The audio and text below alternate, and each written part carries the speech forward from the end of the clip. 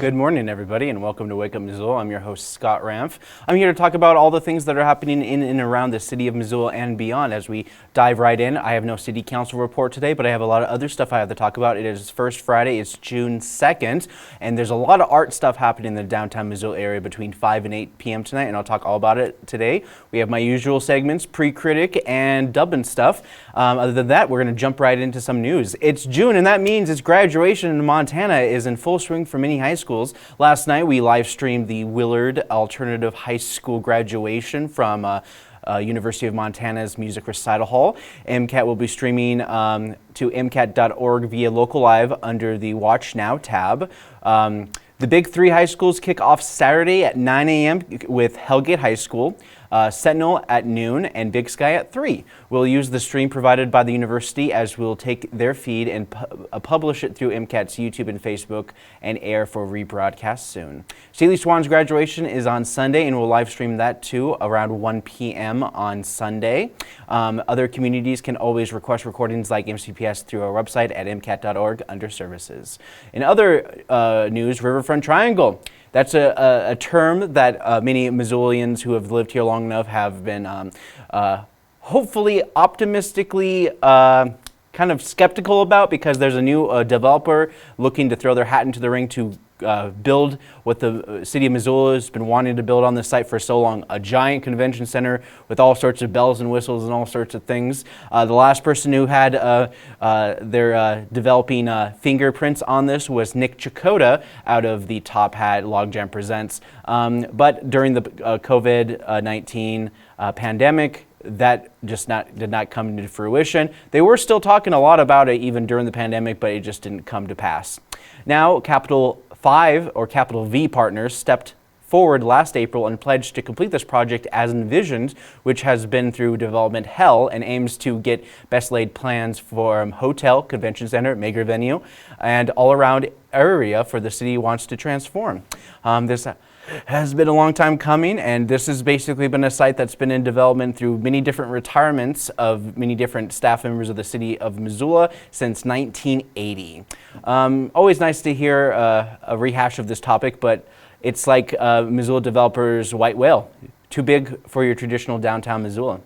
Danny Carlino, City Council, written an op-ed about homelessness in the city of Missoula. Mayor Jordan Hess has been reluctant many times to mention that the Ninth Circuit Court of Appeals basically said that people can camp in public spaces.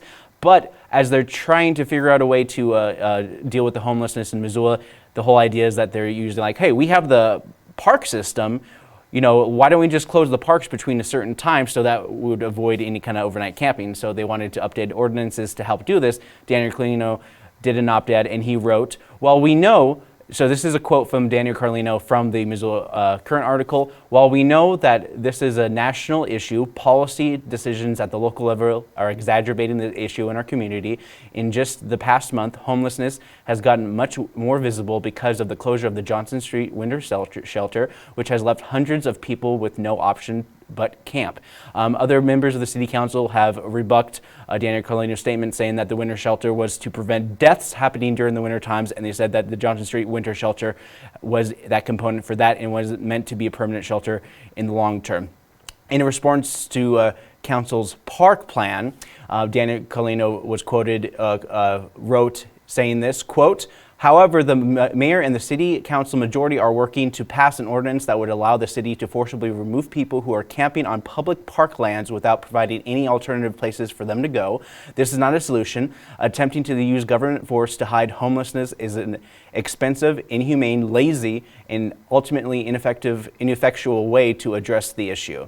Just below our article, San Diego is also doing a similar thing, as it's using government property as a way to block camping in the right-of-way, which is a fancy word for public space. Fox 5 San Diego followed this story with Mayor Todd Gloria's attempt to pass a law that would deny camping in certain areas. Families and the school staff at Perkins Elementary School in Barrio Logan have raised concerns about students being exposed to possibly dangerous homeless encampments as they walk to the campus. Tents and trash line the streets are just around the corner from the schools, with homeless encampments blocking the sidewalks, forcing people, including kids, onto the streets. The effort to ban homeless encampments under certain parameters is a start to provide a real solution, according to Gloria.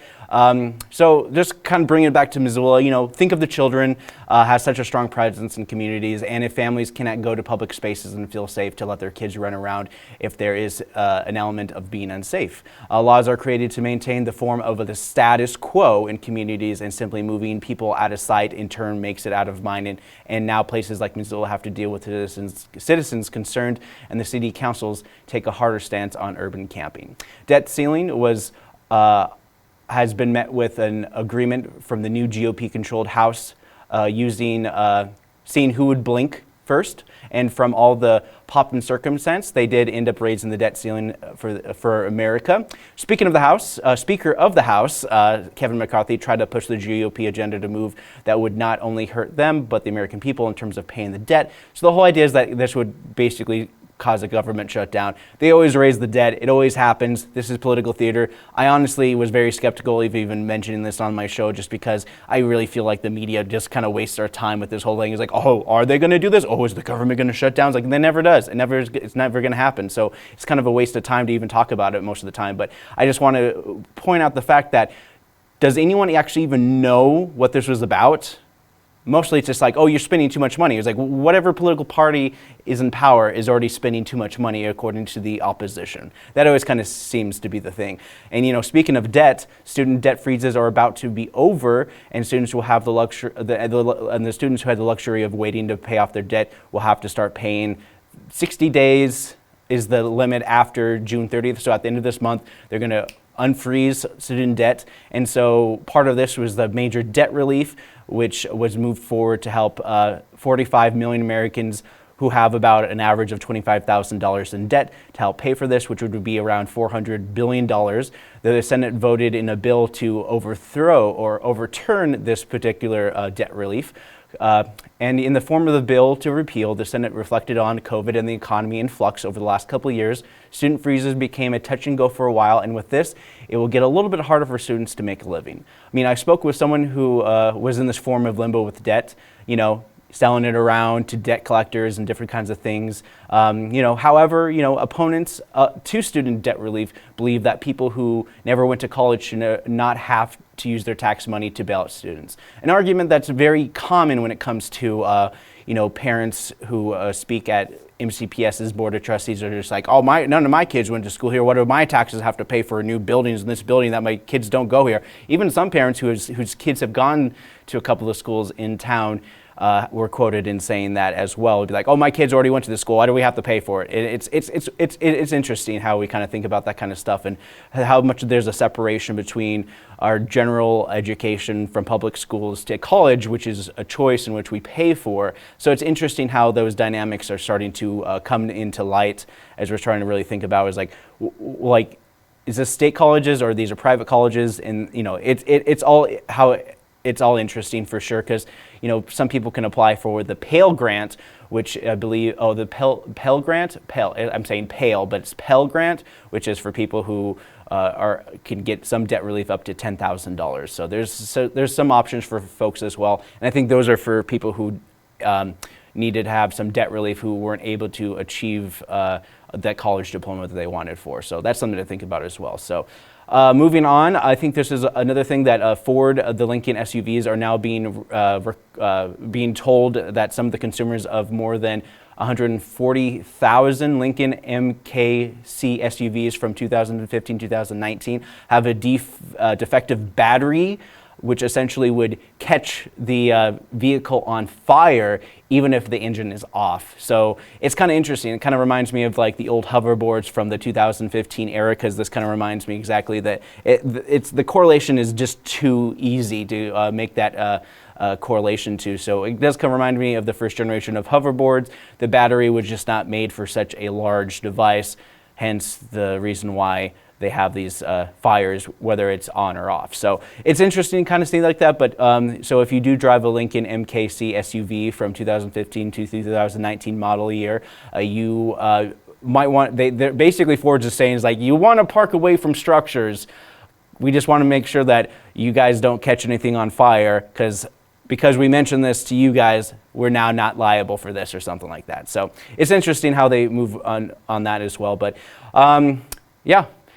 So moving on, up next we have Forestry Days from Ron Scholl covering the annual Lumberjack competition in Missoula uses at Fort Missoula's space as they host this end of the school year event for them college kids. So here is a little tease of what we did this year, and we do it every year. You can watch the full video on MCAT's YouTube channel, MCAT TV Missoula.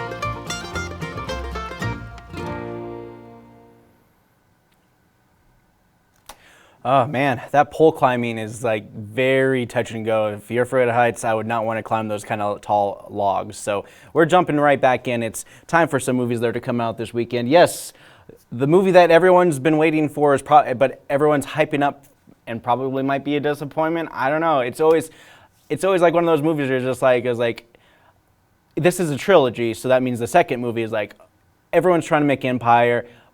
But the whole point of Empire is like they made Empire thinking that they didn't know what they were going to make for their next movie. So they threw in all their chips in one movie. So this one is more like complementary to the third movie that's going to be coming across the Spider-Verse. So Spider-Man Across the Spider-Verse, cheapening the life of traditional Spider-Man with dad jokes and more in the sequel to beloved animated film that brings Miles Morales into the spotlight as someone who gains powers and chooses to use them. I'm assuming this movie has the theme that doing the right thing can hurt the many by sacrificing the few, and it's clear that Miles lost his uncle. But I guess it's not clear for the villains, who is Spider-Man 2099, who thinks he's the hero, who wants to see the main character suffer for the good of all the Spider-Verse. Nothing says fun like pretending we're in the darkest timeline and desire for a world where you can be the chosen one. And now the chosen one of the previous films will be the chosen one of all the universes in this next movie.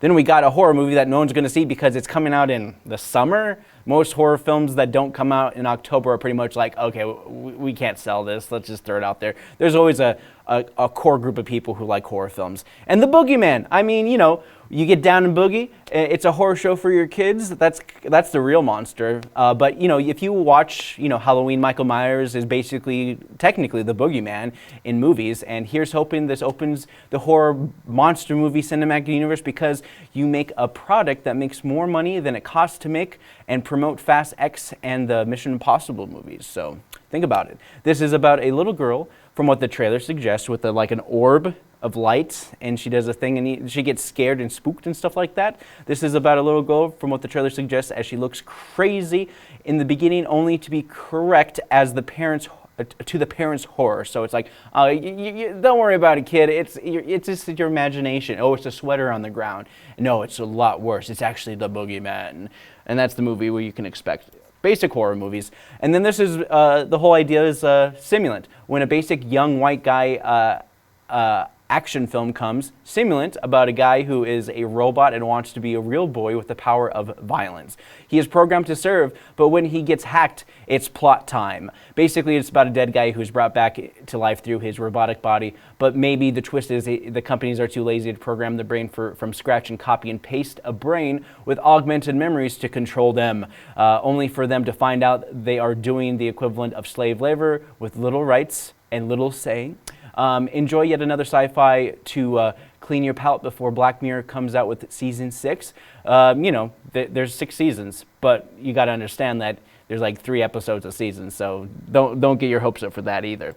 Then we got SOG, The Book of Ward. Andre Ward is a boxer. Never heard of him, but as someone who doesn't know boxing in the world, it is a documentary about a guy's humbling beginnings as a kid trying to navigate this world, and I assume there is a boxing save my life quote in there somewhere. Everyone needs a purpose, and this movie will pat the backs of those who helped Andre Ward become Andre Ward that we all know. Question mark? All right, so up next, we got a brand new Dubbin Stuff from the 1937 film, You Only Live Once. And even my dog left me. I just hope that you can understand what I'm going through. Hey, just don't answer the phone. It's important. Yeah, what is it? Oh. No. Uh-huh. Oh, interesting. Yes, I would like to talk about my extended warranty on my car. You think you can wait a minute? I'll just be on here for a few seconds. Oh, I'd be happy to share you with all my other contacts. Yes, please. I'll send over a list of the numbers, okay? You have a good day.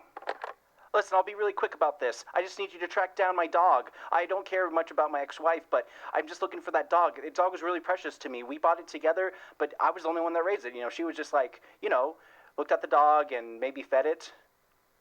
But only because I asked her to, but then again, she didn't really want to have a dog in the first place. Oh, could you hold on a second? I'm expecting this. Thanks. Oh, yes. Excuse me. Yeah, I've been trying to get a hold of you for some time now. You got those season Dodgers tickets?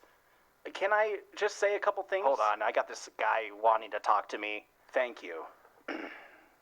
Listen, could you come back later? This is very important. I had an appointment with you. An appointment? Nobody has an appointment with me. I was talking on the phone. You were really nice then. Well, you know what they say. Never meet your heroes. Listen, do you mind if I put you down? I gotta yell at some guy. Oh, so you think you can come into my office at an appointed time, make an appointment from me, and expect to talk to me? Listen, phone life is just my life. Oh! Yeah, take that. Ouch! That's what you get for ignoring me. And so that was the day I decided to rob the Fifth National Bank. The weather was weathery, raining outside, a lot of rain, water, Listen, I'm just gonna rob a bank, okay? Let's just get to it. All right.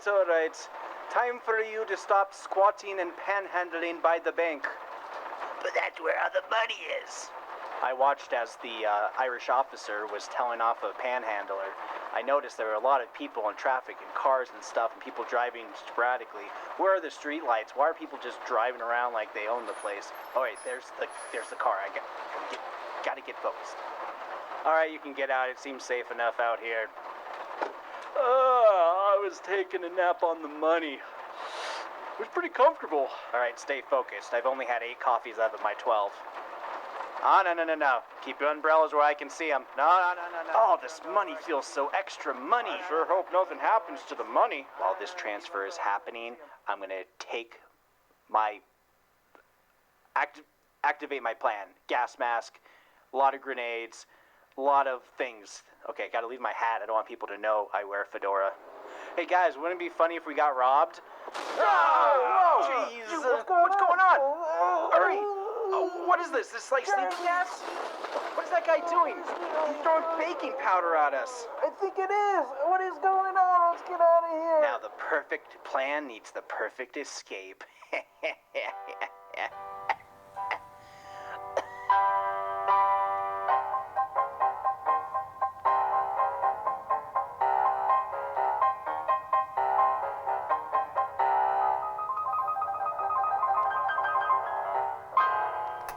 Hey guys, welcome back. I actually have nothing for City Council. One of the big things that are happening within City Council is that they're going to be talking about the Parks and City team up with the legal and the police to talk about the cleaning up and preventing encampments in the parks and trails where citizens frequent, and painting encampments as illegal use of park services in accordance with this district court ruling that has allowed for camping if there is no available beds and shelter, and at the same time, if there's no alternative spaces, because it's more for like, it's interesting how they're working around this ordinance just so they can get people out of public parks and be like, oh, there's plenty of other forest and open space stuff you guys can stay in. Just don't stay in these specific green spaces. So that's kind of what they're going to be talking about. This loophole will be up for discussion in this upcoming meeting to serve citizens while at the same time remove folks who have limited space to stay in Missoula outside the open space public lands.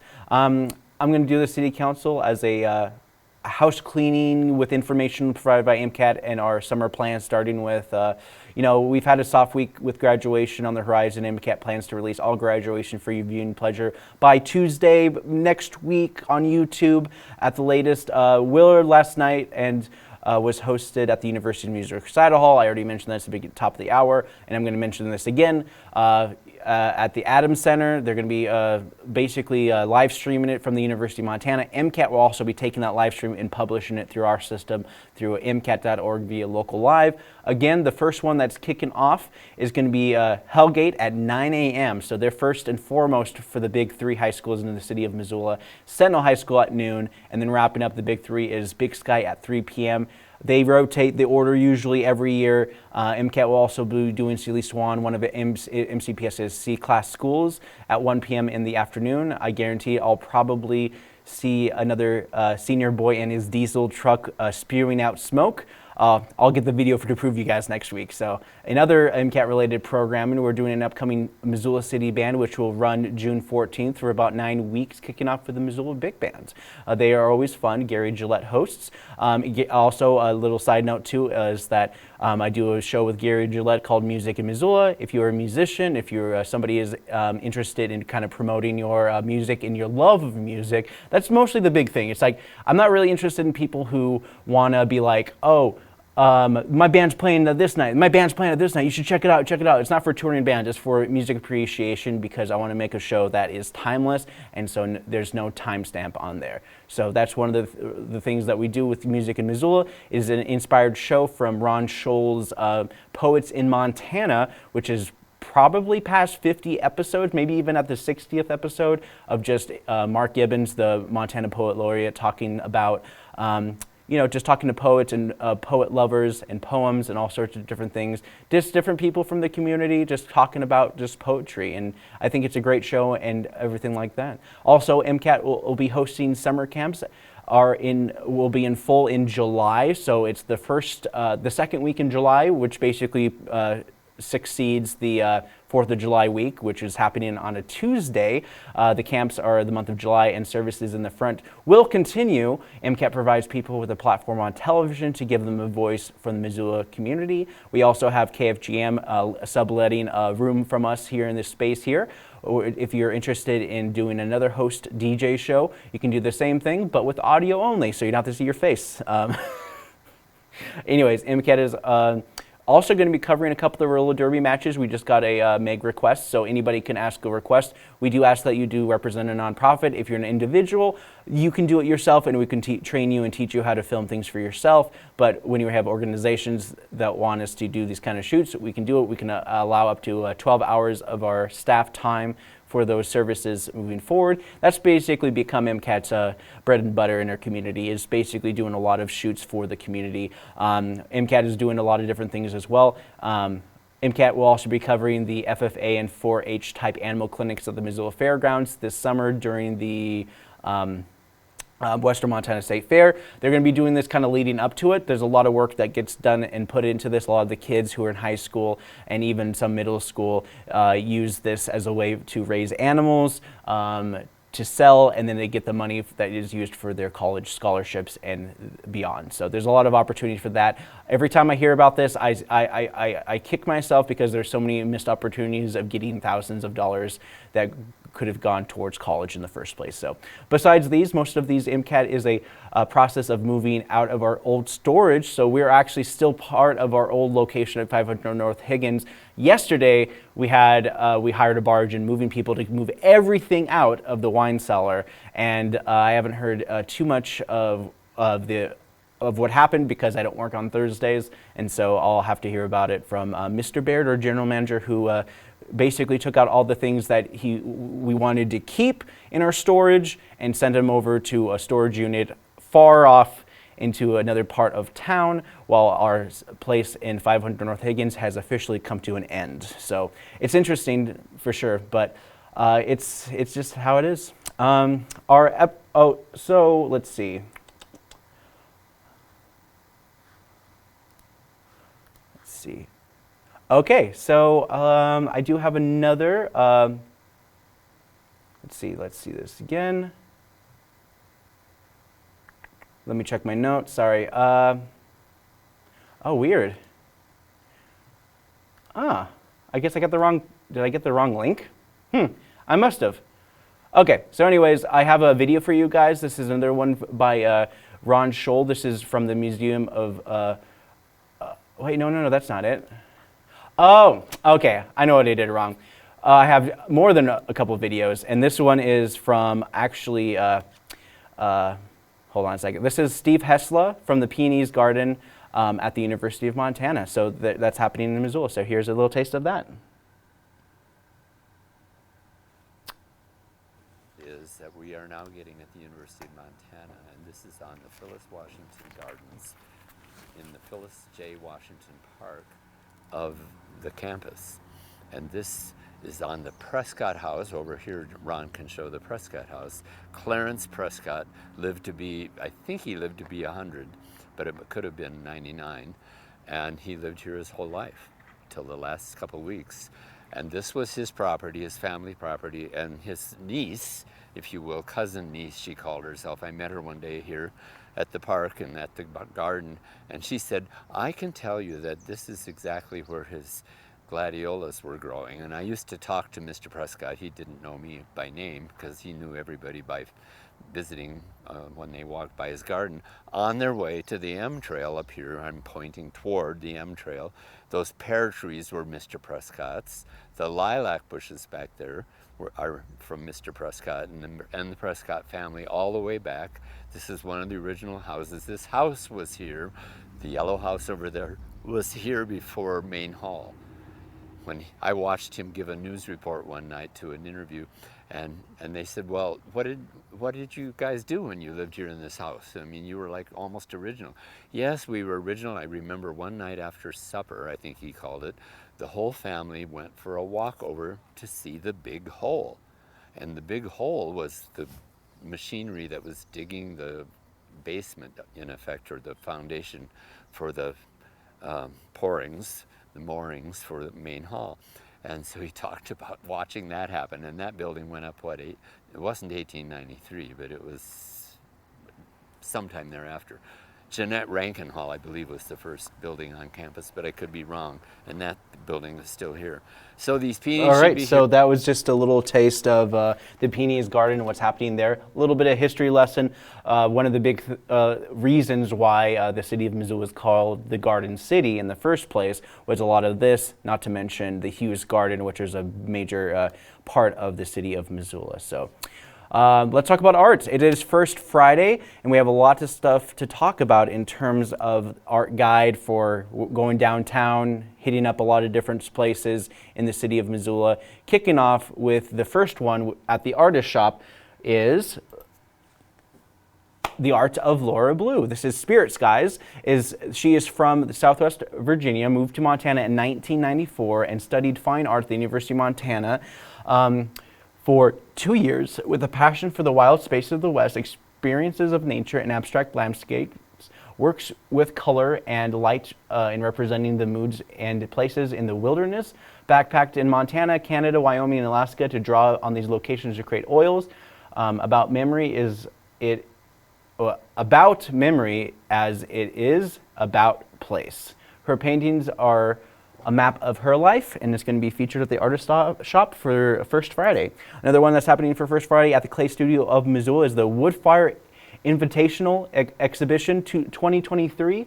Woodfire artist in residence Grayson Fair has invited a variety of established and emerging talent in the ceramics field to take part in this final spring wood firing. Approximately 3 dozen artists will load and fire the wood fire, and in the beginning of June, and in the June exhibit will feature works by the Wood Fire Invitational artists. So there's a lot of stuff happening there, and this is going to be at the Clay Studio of Missoula. Gallery 709 inside the Montana Art and Framing. This is the one that's off of Ronan Street. Artists will be showcasing a wide array from media, styles, and new work ranging from paintings to sculptures in this thing called Salt Mine 12. Drawing, ceramics, paints, and mixed media. Artists include Karen Rice, Edgar Smith, Stephen Gluckert, Kathy Hilary, Catherine Mallory, Beck Gluckert will be joined by guest ceramic artist Richard Smith, and you can check that out at the Gallery 709. Then we got First Friday with Alpine Line Art. Art from Alpine Line Art at Great Burn Brewery. Original black and white drawings on canvas, prints, cards, stickers, journals, and new coloring books will be available 2230 McDonald Avenue at Great Burn Brewing. It's the one, I believe, behind Hoo Hot in that kind of section, that road that goes beyond there. And you can't miss it because it looks like it's a old Western front. It's interesting for sure. Then we got Boys and Girls Club. So this isn't as much of a art, but it's more about the grand opening event. They are moving to their new location at 130 Broadway and have an open house. They used to be on where the Christian Life Center is, on just off Broadway. Before that, they were actually downtown where the Big Dipper is on that block. And so you know, it's not really art related, but a venue for kids to have a place to go after school during the summer, especially since the flagship program is over at the MCPS schools. Their grand opening event promises to be an evening filled with entertainment and fun for the entire community. Attendees can enjoy door raffles, live music, indulge in delicious food and drink, witness the artistic transformation at the face painting stations, and encourage creativity at the craft station designed specifically for kids. Additionally, a dedicated teen room awaits for the immersive VR setup that will captivate the senses of teenagers and adults alike. Still a chance to fill in some summer camp spots for the Boys and Girls Club, and they have a sliding scale when it comes to a lot of the fees. And then finally, for your art guide, we have Invisible to Visible. It's Headwaters Foundation. It's the Confluence Center. It's the new building. It's the new art venue location just off of Main Street, just down the road a little bit. Technically, most of these art museums are down the road, but this is one of those things that you guys can check out. Tricia Opstad is a self-taught, unconventional, and adventurous multimedia artist who grew up in North Dakota and currently lives and works in Missoula, Montana. Tricia makes drawings, paintings, dances, and performances, which include free noise experimental music. She accesses her skills and training as a dancer using embodiment practices in her visual work. This body of work includes drawings and paintings as well as a video projections and is created from an embodied memory and presence after being in the natural world, from landscape abstraction concepts and from artificial that are intrinsic to a dream, sensations, impulse, and an undefined phenomenon. So this will be happening starting tonight. Most of these exhibits will be opening, and the peak times are between 5 and 8. That's the big push for your first Fridays. So here is, these are, let's see. These are but a tip of the art and culture in Missoula, courtesy of MissoulaEvents.net. You can find out more about First Friday events by going to MissoulaEvents.net. I'll also have more of your events moving forward. But here is a, there is always art in Missoula. I wanted to show some more art from the Missoula Museum of Art and Culture. MCAT filled a gallery for presentation that recently happened, and curator Raphael Cachon showed us how they move art from place to place at the University of Montana. So here he is. When the exhibition opens in the fall. So the last step here is once all the documentation has been figured out, whether we've determined whether we have good photographs of it or not, all the paper record is ready, then the piece is ready to be wrapped, put together so that it could be sent over, Sherpa'd over to the Park TV Center, where it'll be further processed. If it needs photography, that's where it'll take place. We won't do that here. In cases like framed objects, we're going to make sure that before we wrap it up, that it has all of the hanging devices are in good shape, that the piece is clean, that everything is ready to go. And now Kai is going to show you how we, in fact, put away a work that's not framed. So this is the Henry Malloy drawing that I've showed you earlier. She's now putting it in acid-free paper. This is called glassine. And so this is a protective paper. And so when it's being moved across between the Social Science Building and the Park TV Center, then the work is actually in good shape to stand for the crossing. One important thing that has to happen here is that the piece, when it arrives at the next station, and we call these stations, by the way, staging areas. So this is staging area number 1. The second staging area, which is for photography, when it arrives there, it needs to be properly labeled so that they know what's coming to them. So for example, Kai right now is writing the number, the identification number, that sort of important guidepost for us. And then she's also writing ultimately where it's going to wind up. And this piece is going to wind up in the beauty section of that permanent collection installation. So she's writing that on the outside. She's also going to be attaching the documentation. So we print out the records, the checklist that she has prepared. That has to accompany the piece, and that gets tucked in to this documentation, and that follows the piece all the way through the process. So this piece is now ready to go. It'll be put on a shelf, and then it'll await other pieces to join it at the end of the day, and then those things will be transferred over by other volunteers to our second staging area. Thank you, Kai. All right, so there's a little taste of some Missoula Museum of Art and Culture. It's one of the partnerships that we have here in MCAT that we've done a lot of things for the community as well. It's always nice to kind of hear some of the technical stuff as well. So, I mean, I wanted to show and showcase a little bit more of MCAT stuff just because I didn't have any city council stuff. But now I'm going to go back into some of my normal routine as I jump back into your events for the city of Missoula. So these are the events that are not associated with the First Friday events, and these are the other events that are happening adjacent to a lot of the First Friday events. So kicking things off, here are all the library events that are happening, which are happening weekly. These are recurrent events for a lot of people. Makerspace open hours, they start at 9:30 a.m. Storytime and Tiny Tales at 10:30 a.m. Yarns and Watercolor at 12 noon. Spectrum does their usual science presentations at 2 p.m. They're open from 9 to about 6. Lego Club at 2:30 p.m. Young Adults Writers Group, 3:30 p.m.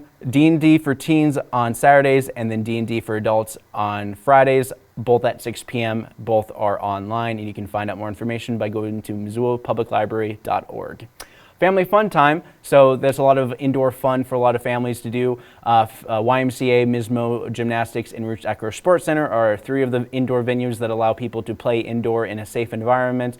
Not to mention these organizations have great resources for families and childcare alike. Apart from the open food bank at 10 a.m., so food bank, Missoula Food Bank, is, I gotta refocus again, sorry. Missoula Food Bank usually open most days. This is a 10 a.m. to about 1 p.m., judgment-free grocery store for people who have fixed income. Empower Place also does, so this is their hands-on learning center located at the Missoula Food Bank and Community Center, dedicated to nourishing the bodies and minds of local children and families. So it's equal parts library, convention center, science exhibit, and demonstration kitchen. It's just a lot of different things happening there. There's something for everyone learning at Empower Place at the Missoula Food Bank. Richard's science exhibits from Spectrum, literacy from STEM programming, and books from the Missoula Public Library for children, young adults, and parents. Empower Place offers an enriching experience free of charge for all Missoula families. So I wanted to harp on that a little bit more as the Missoula Food Bank looks to add their summer lunch program sometime in the summer at the Missoula Public Library, in which kids between the hours of 11:30 and 1 p.m., even at the library, will be able to get brown bags to grab some lunch to take wherever they want to go. Lunch at the Missoula Senior Center. This is a recurring event happening at 11:30 p.m. at the Missoula Center most days. Paint Your Own Pottery Summer Happy Hour. Zootown Arts Community Center is doing a lot of things this year as well. Painting pottery is fun, and from 3 to 6 p.m., a get-together with friends or a date, stop by the ZAC to paint pottery during the summer happy hour and get 10% off, blah, blah, blah. So there's no appointment necessary. It's a drop-in. It is a Zootown Arts Community Center. You basically pay for the materials, and that's all. So 2023 traffic signal box art call. It doesn't sound that interesting, but it's actually a very important part for a lot of artists who want to be recognized and be seen. Every year, Missoula Public Art Commission has open calls for artists to create art on one of those power boxes where they have the street lights, and you look over and you see something that's really colorful. That's the Public Art Committee in the city of Missoula. And so they divvy out a good amount of money for about 3 to 5 art boxes. I've heard usually sometimes in a slow year they have about 2 to 3 of these traffic signal boxes that they can paint and cover. And so they help you along the way. You come up with the concept. You basically get an old cereal box, shoe box, and you paint that as the design. So you have your preliminary designs on paper, then you have your actually 3D model, and then you just get up there, and they'll be able to help you. And you can go to Missoula. You can submit your proposal to publicartmissoula.org. Again, that's publicartmissoula.org. Great representation. We have a video kind of represents the artists talking about the art box and their experiences as well. You can check it out, MCAT TV Missoula. Zach is also doing a bunch of artist shows from 5 to 8 p.m. Mixed Media Works from Professor of Salish Kootenai, Happy Paper Works by Kelly Borges, and Pride Art Show works by LGBTQ IA2SR youth artists. Wear Orange Remembrance Rally, so Missoula County Courthouse. So this has been an event, and this is kind of what I've talked about a little bit, but I haven't harped on too much. But this is one of the things, part of the organization of Moms Demand Action, which is an organization that sprung up from the Sandy Hook shooting back in 2012. Guns are our #1 killer of kids, and wearing orange today reflects support for common sense gun laws from organization Moms Demand Action. They spoke at council last week, but were overshadowed by the urban camping issue going on right now. They'll be at the courthouse lawn tonight at 5:30 p.m. to give speeches and support to get things done. Full moon cacao ceremony. So if you love chocolate, Sacred Alley is doing cacao to main focus on gathering to sip chocolate and talk about the health benefits of the plant. And that's going to be at Sacred Alley tonight. Sundog North at 6 p.m. is going to be at Imagination Brewing Company. It's going to be some music. Paddleheads, the Missoula's minor league baseball game is in full swing. And so they're doing a Little League and softball night. They're celebrating Missoula's youth baseball and softball programs at the game. Kids can wear their team's jersey to the game and cool prizes. And so they're going to be going against Billings Bulldogs, from what I believe. I'll look that up a little bit later, but I know that they're doing something on Saturday night, but that's what's happening tonight.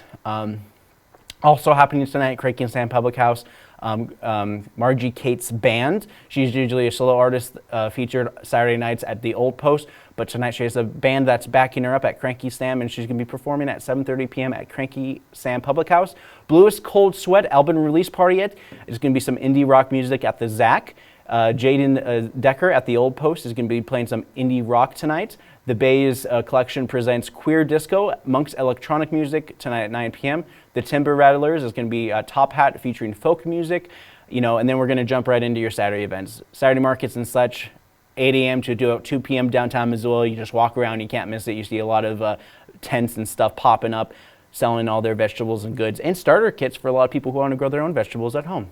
Also what's happening is River Bowl East is doing a Pangly Double Dip, is a steep mountain half marathon starting at Missoula's University District before heading up to nearby Mount Sentinel. The big climb are focused on quad bursting descents down to the mountain and back at the University of Montana campus. Mind your knees, boys. Invasive Plant Management Volunteer Day, Condon Work Center at 10 a.m. Join us for the annual ECCA Weed Pull Day. Meet at the SVC office and bring clothing for weather, work gloves, lunch, snacks, and water. You can sign up at swanvalleyconnections.org/events. Open visitation at the Moon Randolph Homestead every Saturday at 11 a.m. It's a wonderful opportunity for people to get this Missoula asset to look into some of the homestead. Kind of like, it's a nice throwback to see some of the simpler times where people, all they had to do was build a house and be like, figure it out. Basically. New Zealand Days. Hey, this is a big event that's happening. Our sister city at Palmerston North, New Zealand is visiting this weekend, and this week actually. Fort Missoula Regional Park is doing an event at 12:30 p.m. This is the 40th anniversary of our sister city connection with Palmerston North, New Zealand, as we celebrate the delegation visit to Missoula, unveil a special gift, and have lunch at Karis Park with the Palmerston North delegation members. It is free and open to the public. So basically your first event is Missoula All Maggots rugby game on June 3rd. June 4th is the Sister City bench unveiling. And then June 7th, which is the Out to Lunch, which is actually the kickoff to Out to Lunch. So if you guys are going out to lunch downtown tonight, it's all happening next Wednesday. So that is the first of many Out to Lunch where they have music, food trucks, just a great experience for people to go to one-stop shop for all sorts of different kinds of experiences, food, and then you can watch people surf on Brennan's Wave if you're into that kind of stuff. I get mesmerized too, those guys and gals surfing off all those waves there as well. So MCAT Saturday Drop-In is going to continue through June until July. So MCAT Saturday Drop-In is a great opportunity for kids to get started in media, and we do it through the verse of stop animation. We got Legos, we got Army Men's, we got stick bots, we got whiteboards and pads, so all sorts of different things for kids to use. Altered Books for Everyone. Missoula Public Library is doing a turn a discarded book into a work of art. All books and art materials will be provided as they. It's fun for all ages. You can take your home. You can also take home any books, whether you altered them or not. This summer, Missoula Public Library again teams up with the Western Montana Fair with the Creative Reuse Arts category for the fair exhibition. So there's a lot of stuff happening at the fair. This is one of them, and this is so it's Yeah, so there's a lot of stuff happening here. Let's see here, MissoulaFairgrounds.com. And you can go through the exhibitor guide under the Department 121 Creative Arts Division B, blah, blah, blah, blah, blah, blah, all sorts of stuff like that. Deadline to submit your altered book at the fair is August 4th at 5 p.m. So there's a lot of submissions. This is just one of them, and the library is here to help people create their altered books. Sean Kavanagh is going to be playing folk music at Imagination Brewing Company on Saturday at 6 p.m. Barn Cat is going to be at Country at Zach with Vega Von Johnny Carl. Saturday night also is Paddlehead Games, which is going to be Missoula Paddleheads versus Billings and Mustangs baseball at 7 p.m. tomorrow night. Westside Theater is going to be doing a groundswell freeform dance experience for all dance abilities, and that's going to be at Saturday at 7:45. Dueling Pianos is going to be at Stave and Hoop at 8 p.m. on Saturday. Margie Cates back at the Old Post at 8 p.m. on Saturday night. Crawl Out Fugue, State Ravens, Goners UK Bulks is going to be some rock music at Monk's Bar. Solid State Karaoke at Westside Lanes and Fun Center. DJ Kirsten at the Bandlander, boom. And then before we kind of jump out of your events this weekend, we got a couple things happening on Sunday. If you're interested in recycling some glass, Imagination Brewing Company has a glass drop-off event. Once in a Blue Moon, Imagination has glass recycling to support this process that is sorely needed in Montana, not just Missoula.